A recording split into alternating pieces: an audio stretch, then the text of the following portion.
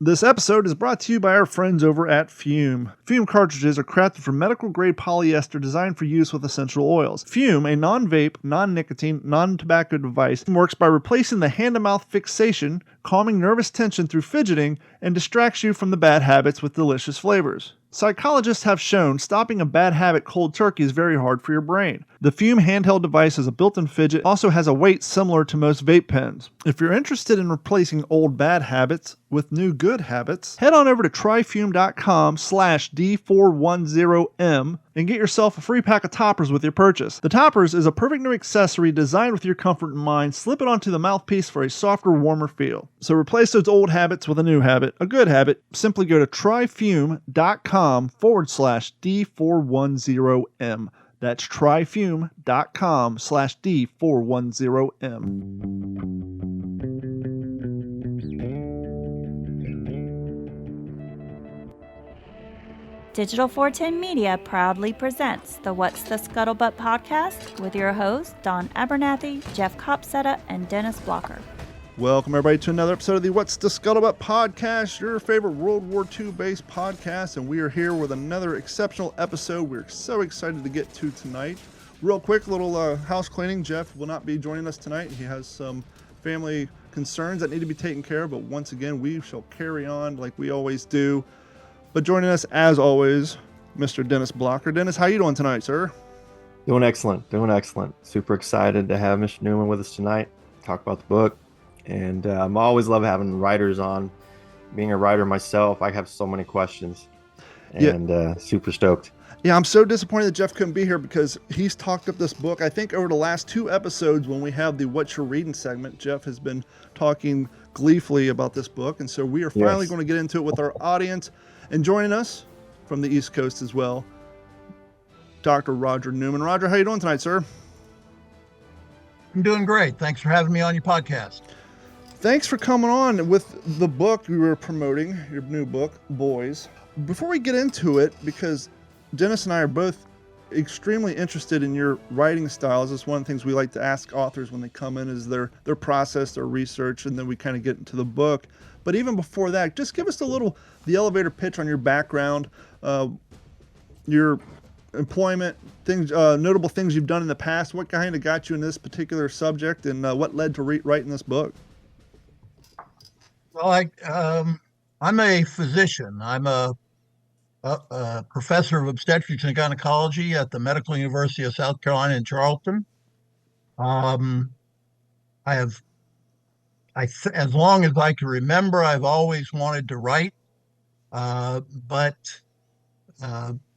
medical studies and early years of practice, I had stories in my head, but I never had the time to.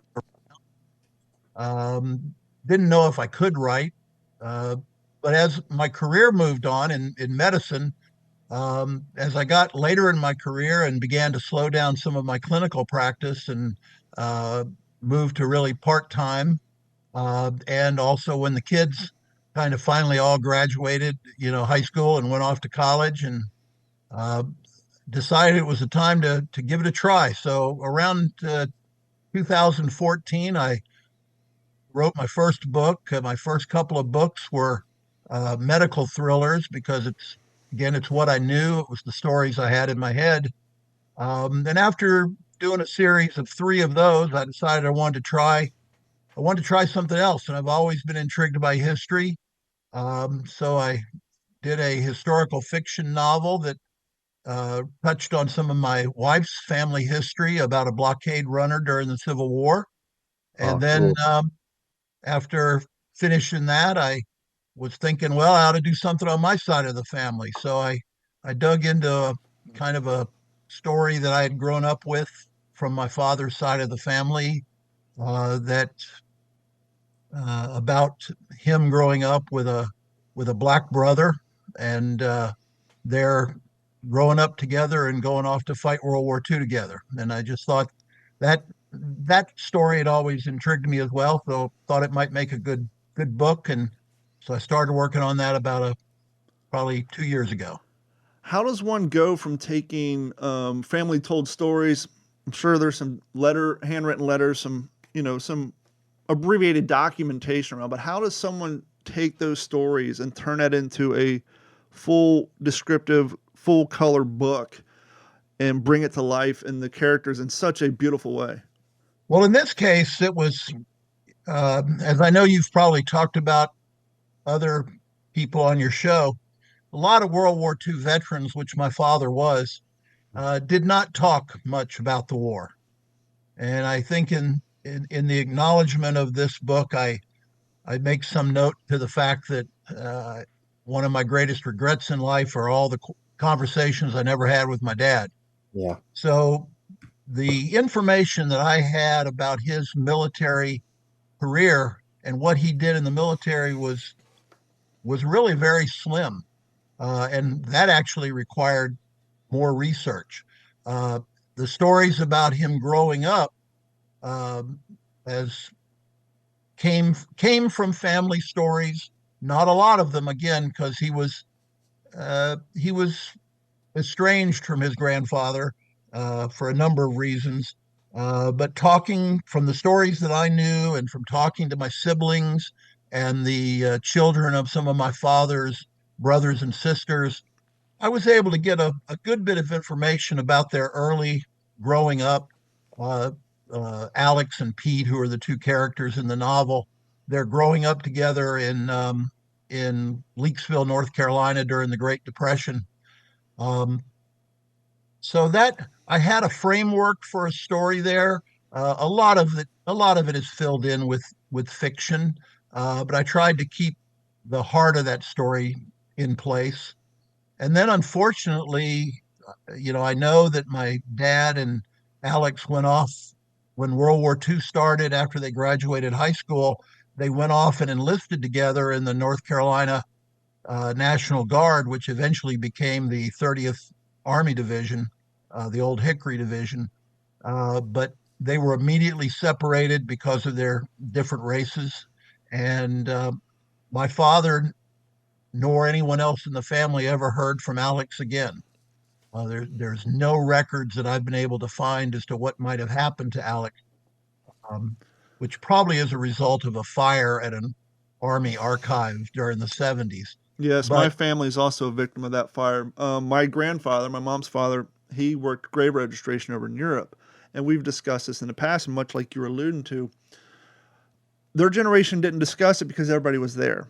They were humble. They didn't want to be considered braggadocious. But sadly for us, the following generations who are trying to keep this alive, with the exception of those who are lucky enough to have handwritten letters, maybe correspondence from our grandfathers to their sisters or wives, what have you, because we did the honorable thing, which was not to pester dad or pester grandfather about these horrible memories.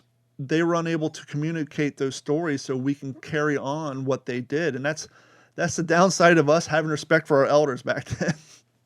yeah, it's like I said, it was something I wish I hadn't. I wish I'd have been more persistent Yeah. uh, every day. He was in the 120th Infantry Regiment of the. I don't know what company. I not. I'm not positive which company, but he was in the 120th Infantry Regiment of the 30th Army Division. Was he in that famous Hill 314 where they held back the German panzers on that hilltop?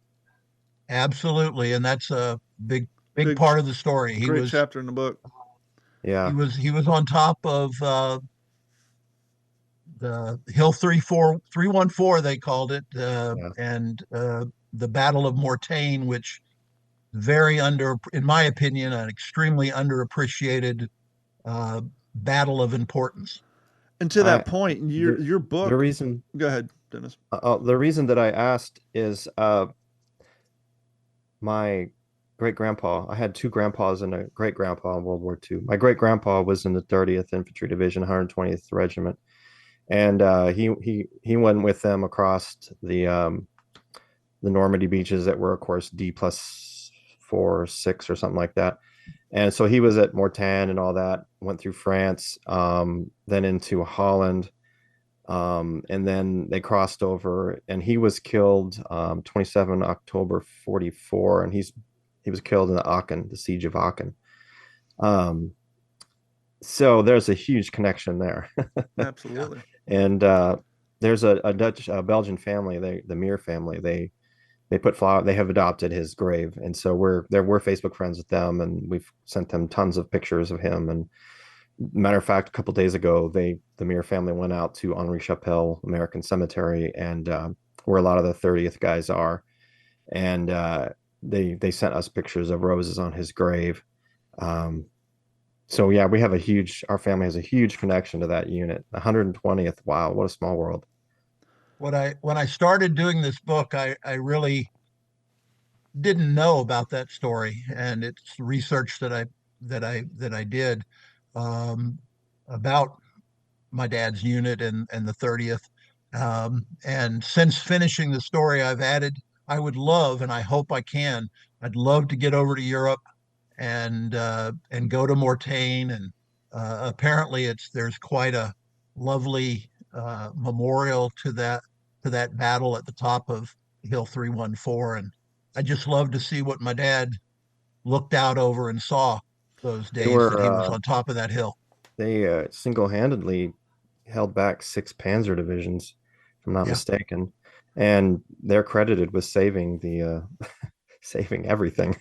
I know that when right. the Battle of the Bulge happened, that they plugged in the 30th because they were Old Hickory and they were reliable and they were a veteran. And The Battle of the Bulge would have never happened that's right. if the 120th Infantry hadn't held uh, and repelled the German counterattack at Mortain, because the Germans were what the reason they committed all those panzers and all their Luftwaffe and all the troops was they wanted to uh, break through the American line and cut off Patton's Panzer. I mean, not Panzer, but Patton's uh, art, Armor. tank Armored. armored divisions that had taken the breakout from Normandy and had raced across the middle of France on their way to Paris.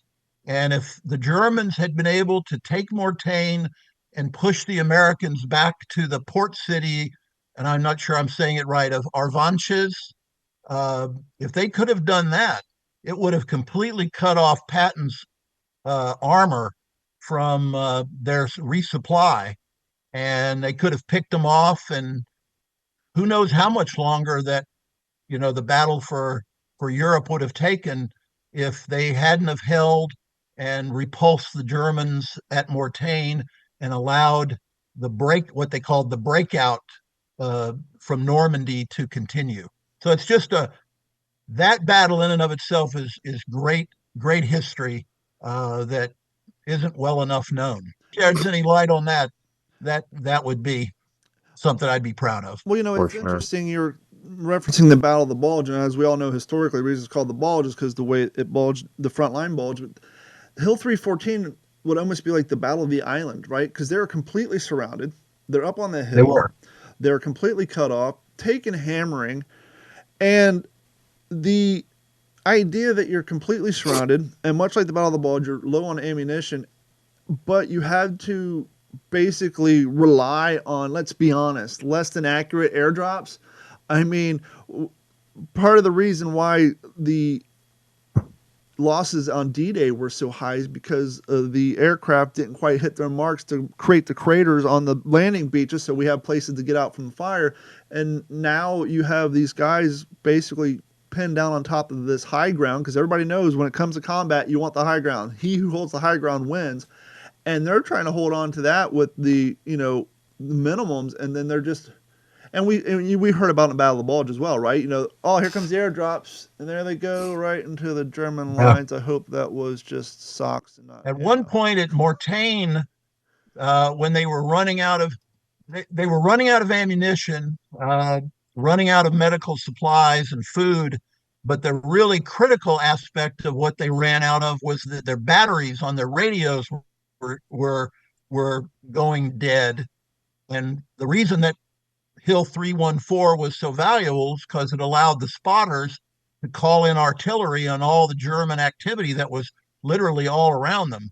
So they tried to shoot uh, shells. I forget the size of the Yeah, shells, that's but right. apparently the artillery was shooting shells filled with medical supplies and radios and Yeah. uh, into their position, which was probably only maybe 100 square yards or something like that. I don't know how big it was, but You it know, was dangerous to have your artillery bombing you with supplies. they And say, enough of it what survived the impact that it did prove the difference, Yeah, some of the radios would survive. None of the My father was a medic. None of the plasma or anything like that survived. But food and some of the food and the radios were successfully delivered by rocket shell. don't ever miscalculate the durability of a K ration in a can of spam. Yeah, But it's like they say necessity is the mother of invention, but desperation is the mother of insanity. I mean, just could you imagine presenting that idea? Hey, I got an idea. We're going to take an empty shell casing, we're going to stuff it full of goods, and we're going to lob it up there and hope that we don't hit somebody in the process. And if we do, it's casualty of war. Just the whole concept of that is crazy. yeah, yeah. Just And also, no, one of the other things they did at Mortain again was, as you said, they tried the airdrops, but Mortain was a relatively narrow target on top of a hill with swirling winds, and if you just missed by a little bit, you know, 25 yards, it was tumbling on down the hillside into the German hands. and statistically, when you're surrounded, there's more areas you don't want that to go than there are areas you're looking to hit. So yeah, I'm sure Yeah, a large percentage of that was completely lost. And just I don't know, just the idea of being in those situations where taking artillery fire, taking small arms fire, and knowing that I gotta have economy of bullets here, right? I can't just lay down endless firepower because I have limited clips. I have limited rounds. Even right. their machine guns had limited rounds. And Yeah, people don't give enough thought to logistics of, that sort of thing. Plus back then everything's super heavy, right? Mortar shells are heavy, ammo's heavy, the equipment in and of itself's heavy. So, you're already going in trying to move up this hill, packing as light as you can, but taking as much as you can with you. But in that situation, it's one challenge after the other. right, right. Yeah, I got to interview like I think 3 or 4 guys from the 120th, and my grandmother, she had the letters from her dad, um, and so I remember being at her house up in Wisconsin, Rhinelander, and I was like, "Grandma, who's that picture of that soldier there?" And she's like, "That's my dad. He was killed in World War II," and it floored me because how do I not know this? And she brought out these old letters, and That would have what I been loved wonderful. about the letters was on the female, at the top right corner, it was, Private First Class Frank Sobin, 120th, 30th Infantry Division, 120th Regiment, 2nd Battalion, Headquarters Company. And that was awesome because I know, okay, well, look up 30th Infantry Division Association, right? The Old Hickory Association. And I asked them for current members from that particular unit all the way down to the company level, and they were able to provide it. And it just so happened that one of the guys, Forrest Hodges, who I talked to, he was a best friend, a foxhole buddy of my great grandpa, and he actually had, I guess my great grandpa had collected Frank had collected coins from all the countries that they had gone through, and he had 3 kids of his own back home, one being my grandmother, and so he was a very affectionate to the kids and put them on his lap and shares meals, and he actually befriended families on the way, and um, but all these stories were things that we had no idea, and I was just so thankful that I had taken had the idea, and Forrest was able to tell me how he died there That in was Aachen. that's wonderful that you were able to Yeah. track that down. Yes, sir. Yeah. Well, Forrest Hodges, and he died a couple months later, so I got it right in the nick of time. The headquarters company that your grandfather was in, uh, they were in the village of Mortain. I forget which the other. I think D and C or maybe part of an F company. Those are the ones who went up on top of the hill, but the headquarters company stayed in town, and they took a hell of a beating because the Germans just showed up in the middle of the night in mass, and they basically overran the town initially, but then the town was able, the soldiers there were able to fight back. So the headquarters company took terrible losses but fought heroically. My gosh. It's odd, isn't it, how they don't the generals obviously knew the significance of the 30th and what they had done. I know they got the Presidential Unit Citation, I believe, They but did. yes, but it's just odd because they actually saved everything. They saved the whole shebang. Let me read Well, I'll this. tell you one thing uh, that I discovered I read in a couple of different places about the 30th Division.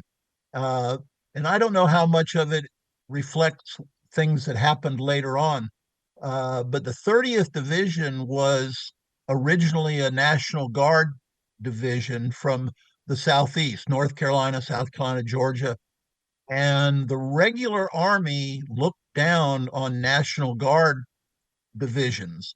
And I read in one place that the and they had a regular army general named Leland Hobb who really fought for them to get included in the fight, but they weren't allowed to land.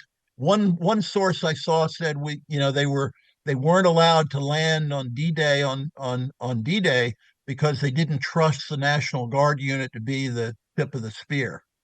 And in a couple of other places, I saw references to how the 30th kind of had um, a feeling that they were abused sometimes, didn't get reinforcements, got given bad assignments. They always, had to lead the way in certain bad areas. They just didn't feel like they were treated right because they were originally a National Guard division. And again, What's really interesting too is that, and again, history hasn't really highlighted it, is that when that gap was punched in the Battle of the Bulge, it was the 30th that came down and they beat them back. And it was yeah, those old veterans that came down and once again they plugged in the gap and just unleashed some veteran hell on those Germans. And they were very instrumental. And it's just I've heard some of the, I've read, of course, the dispatches and things like that, and uh, writings from the newspapers and this and that, and they do mention the 30th, but for some reason historians have just, I don't really understand. They did so much, and then taking Aachen. I mean, Aachen. They offered to, just give up the city, open the city up, and of course the Germans were like, no, we're going to fight for every street, and okay, here we go. And that yeah. historic town was just leveled, house to house fighting, which is where my great grandpa was killed. But um, yeah, I mean the 30th, goodness The gracious. 30th did a lot of house to house fighting in multiple cities, Tessie, St. Lo, Occam, like you said. That's a I don't think any of the soldiers enjoyed or looked forward to. They didn't enjoy, but no one liked house to house fighting. No, because it's And, a and Forrest completely told me different. that he was in those house to house fighting there, that he was a platoon sergeant, and so he's, barking with his men and this and that, and he goes tearing off around this corner on a street corner. And of course, that's not where you want to be. So you want to cross it as soon as fast as you can. And he got bayonet on. This is house to house, like you said. This is up close. And he turns the corner and skewers a German soldier who was running the opposite direction, trying to turn his corner. And they just met at the same time. And that German just went right on his bayonet. And he's just shocked. Oh my gosh, Yeah, there's a German on my rifle.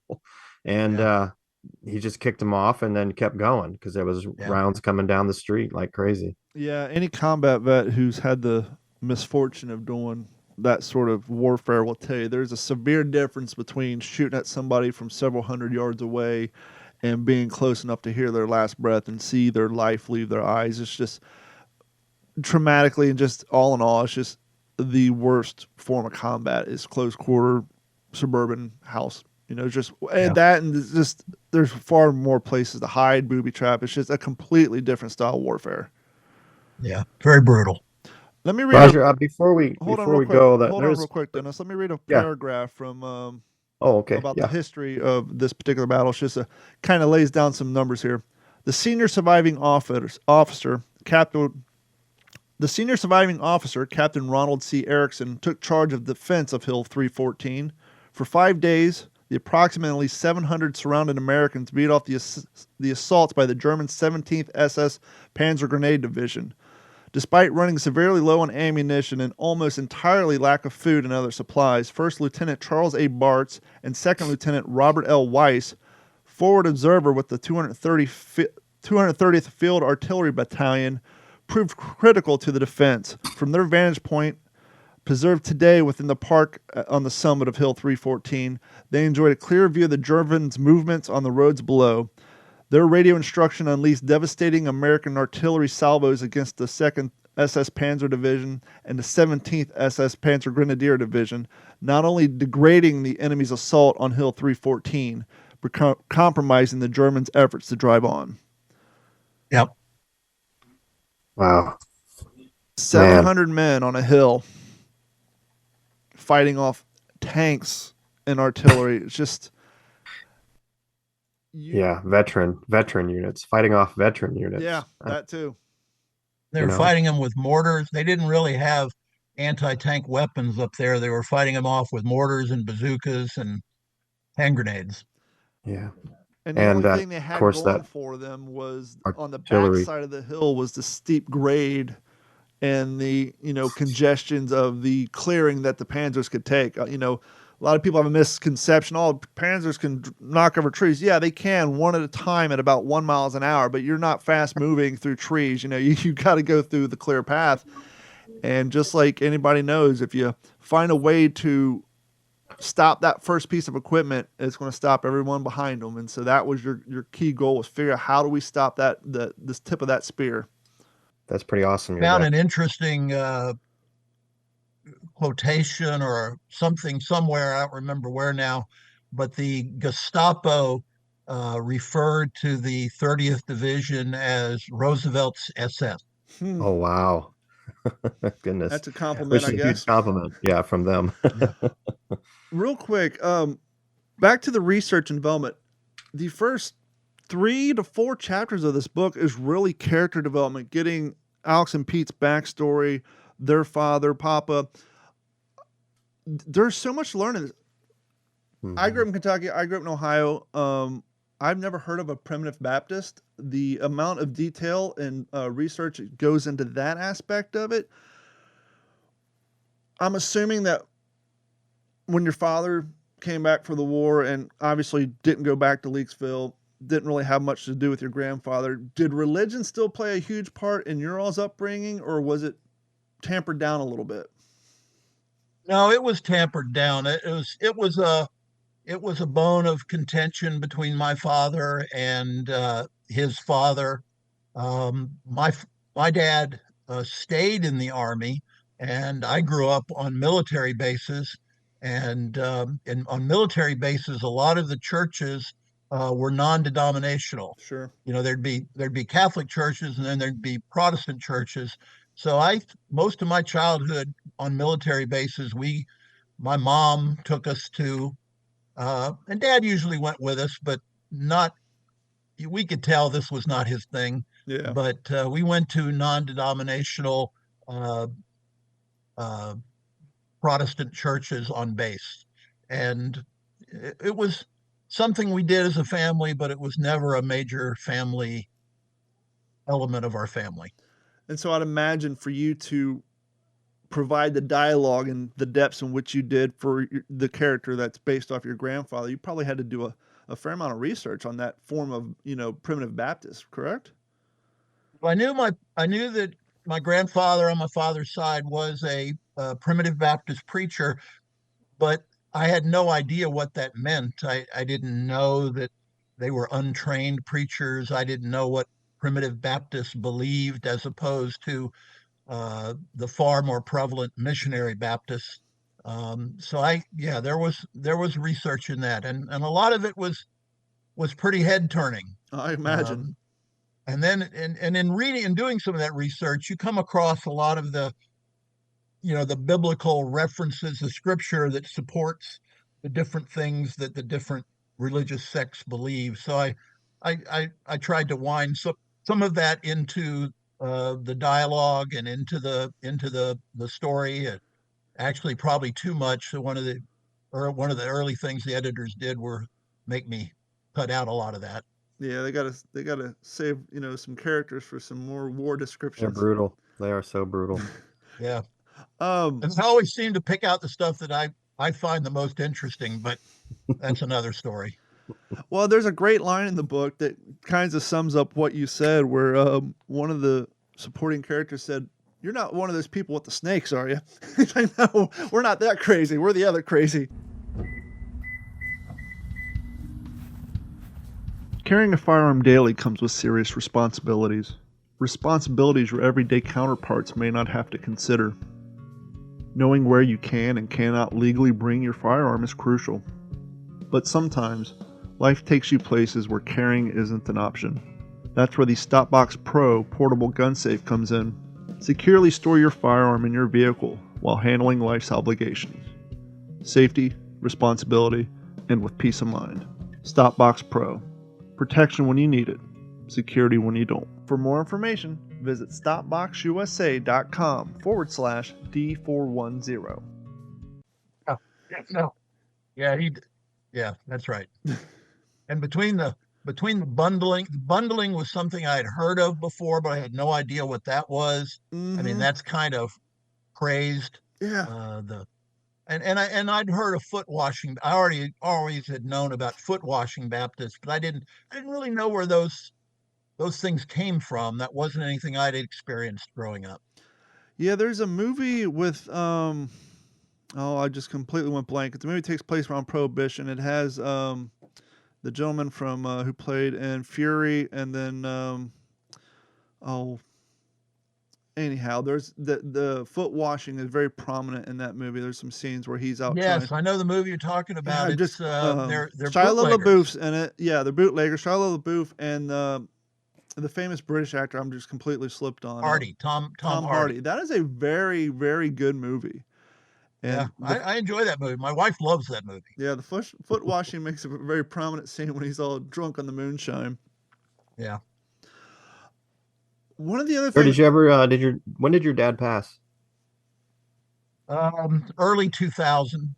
Early 2000. Did he ever watch Saving Private Ryan? Did he ever have the No, he never did. He yeah, he suffered from some Alzheimer's for several years before he passed away. So no, he didn't.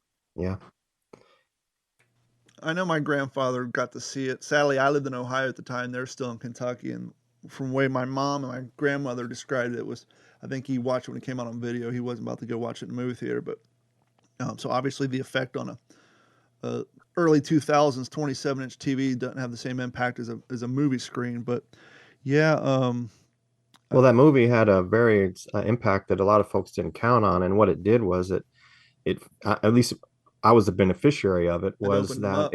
it gave a lot of World War II veterans impetus to tell their story, and all of a sudden, uh, I was lucky because then after that there was a big push for the kids, and the grandkids were then asking Grandpa and Dad, "Hey, what what did you see? What happened?" And so I was the beneficiary of that, and it was like this massive wave of guys who now all of a sudden were willing to talk, and I was able to, obviously we know interview hundreds of them, but I was just, and it seemed to be catalyst seemed to be Saving Private Ryan. That's the Yeah. Yeah, reason I why. could I could see that. It was a very powerful movie, and Yeah, Well, and I yes, sir. think that was one of the first movies of the subject that didn't come off even the best of movies that we all look back on. The John Wayne movies and all that. That was such a more realistic, more or less hokey Hollywood, you know, representation of their lives, that it was like, okay, we're happy to associate ourselves with this particular style of the project, and now, as Dennis was saying, we have permission to talk about it. So it makes complete sense. Let me ask you a question, Roger. When it came to writing the dialogue from the viewpoint of the African American characters, how do you research and bring yourself to type in the mannerisms and the viewpoints and try to research so that you're representing that in an appropriate and authentic way? I don't know that I can answer that, although I can tell you it was in undertaking this project, it was my most significant fear that I wanted to be able to tell Alex's story in an authentic way that uh, would resonate with everybody, Sure. whether they were white or they were black. And it took a good bit of uh,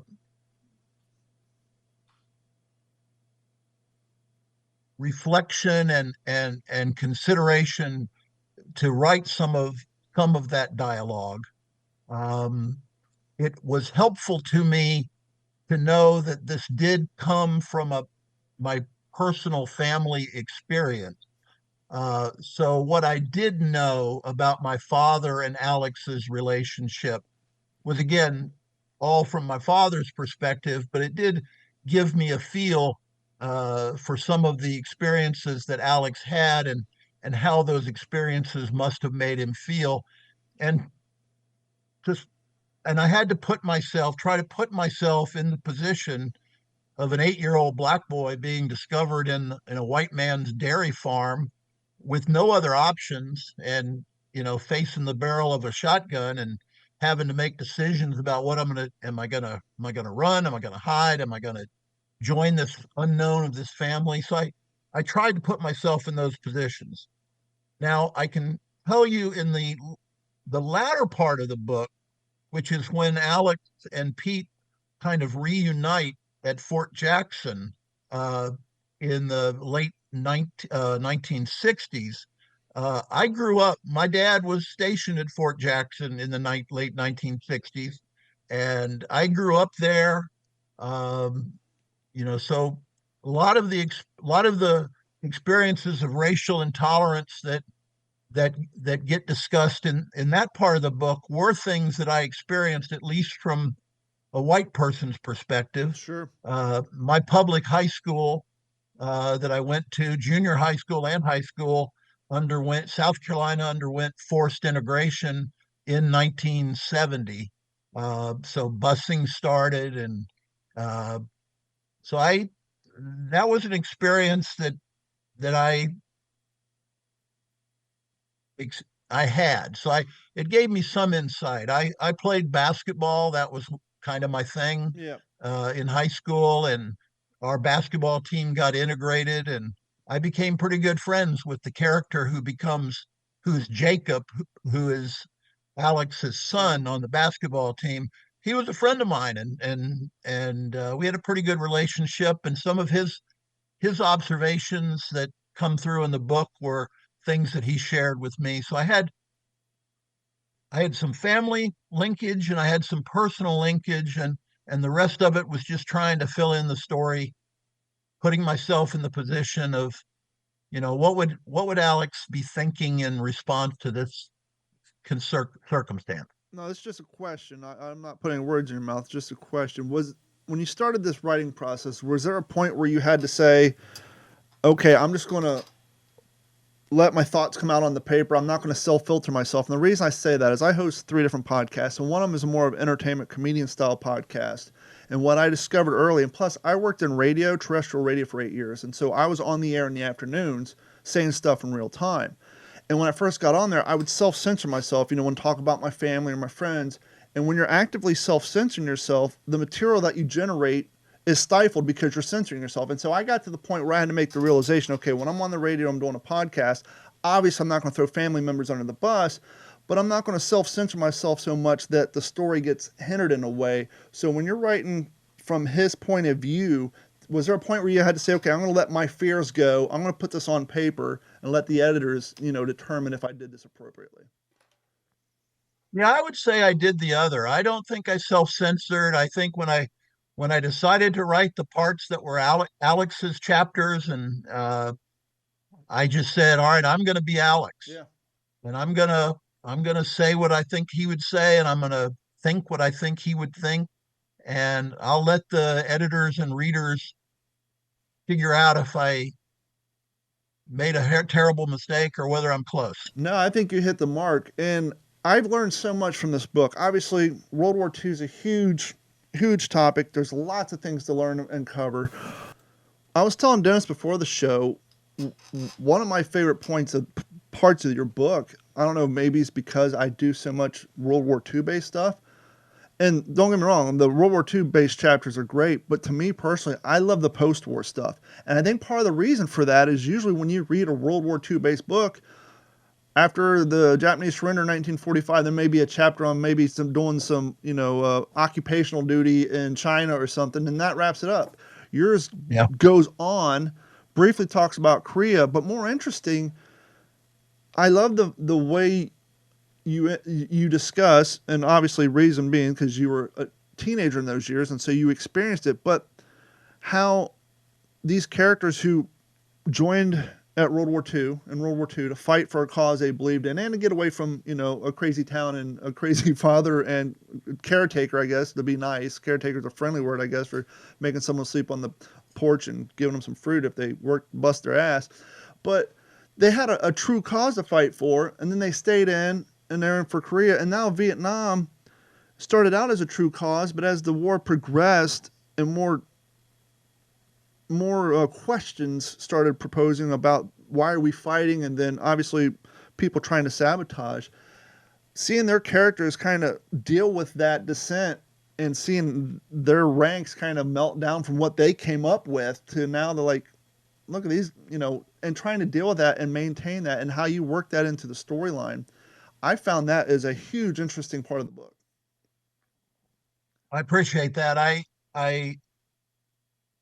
I know that a lot of uh, African Americans stayed in the military, and many of them after World War II and through the Korean War viewed the military as one of the few places in American society where they, were judged on merit, uh, at least in part on merit.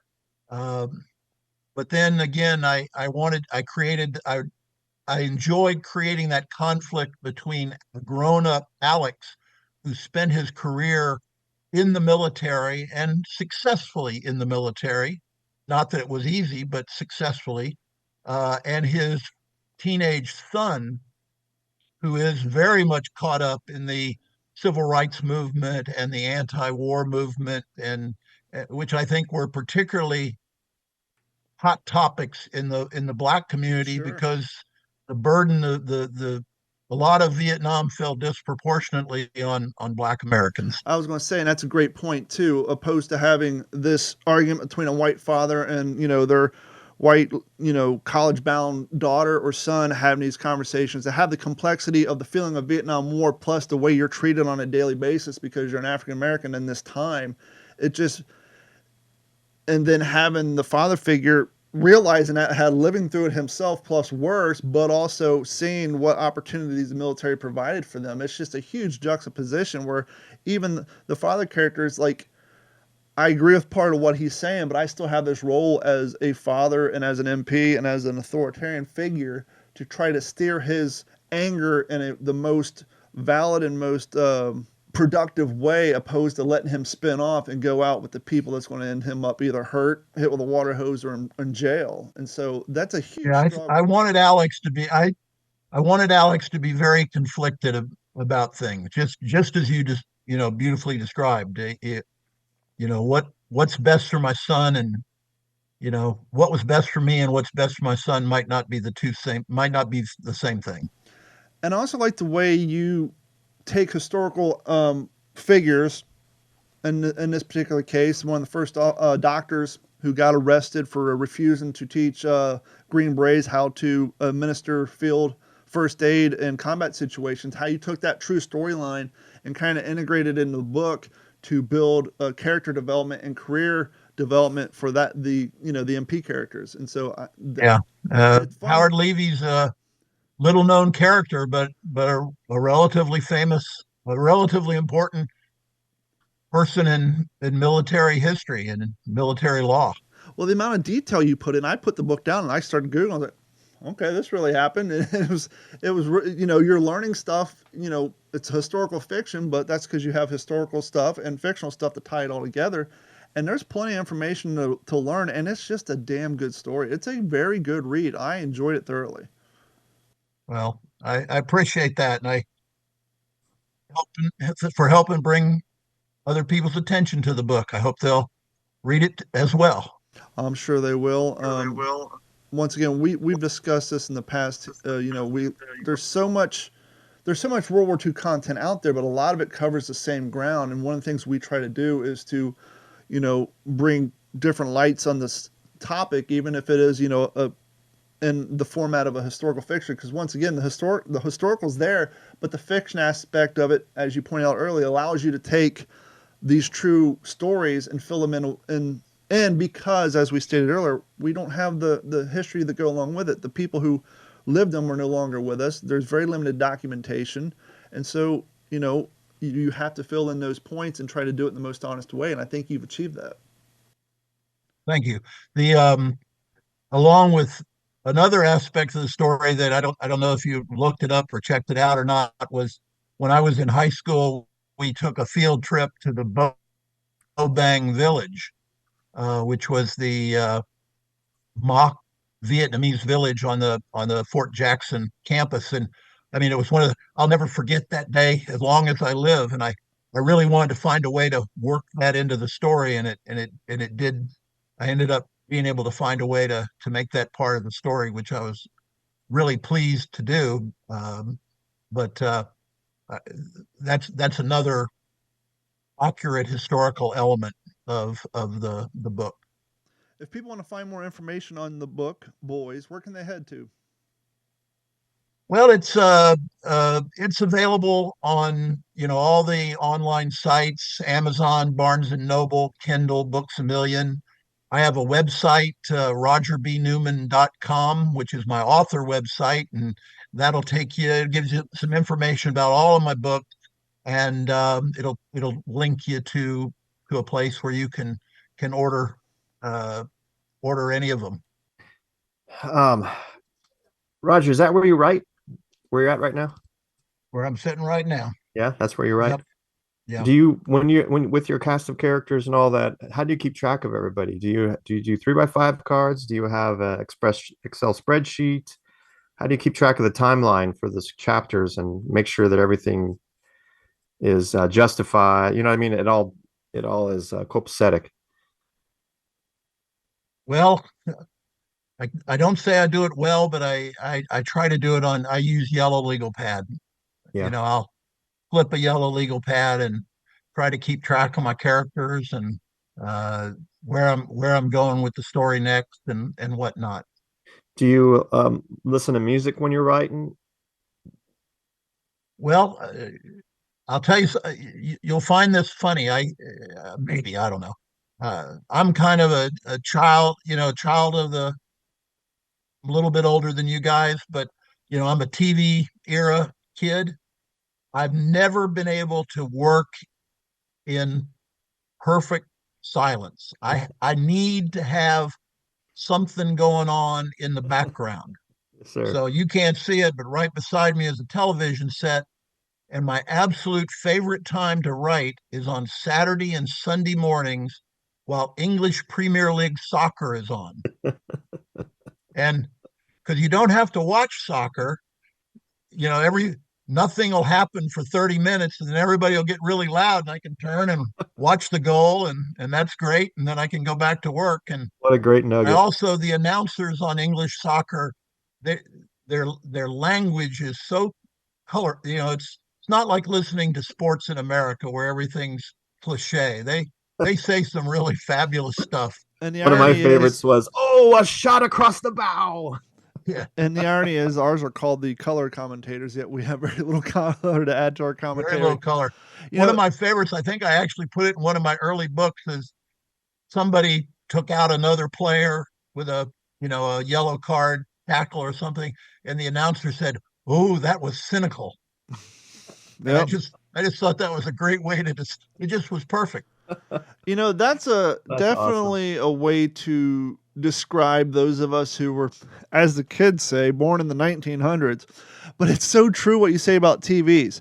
So we cut the cord a while back. We stream all our services, but we have Roku TVs in just about every room.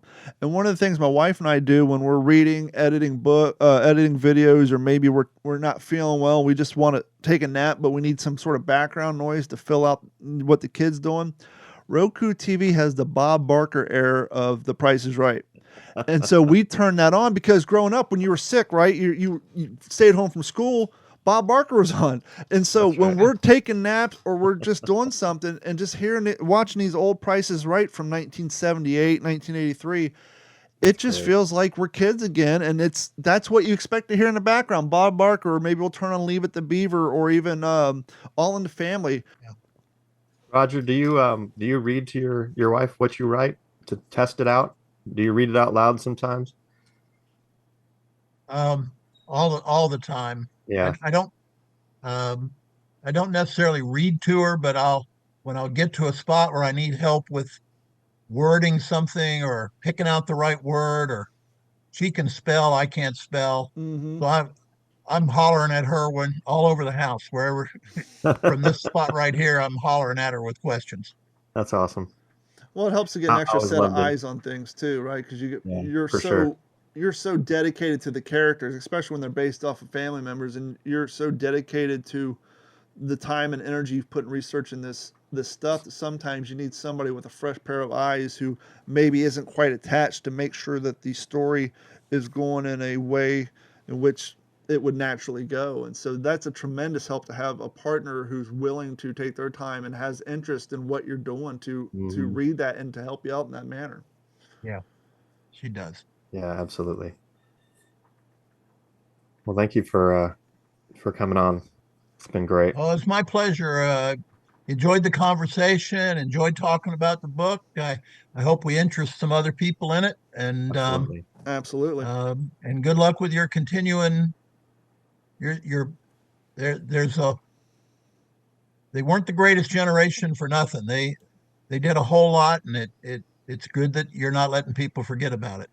Well, thank you so much for your time. Once again, everybody, thank you all for hanging out with us for another episode of the What's the Scuttlebutt podcast. Please head over to WTSPWorldWar2.com. Click on that Patreon link, sign up and subscribe. It goes a lot and a far way to help do what we're doing here.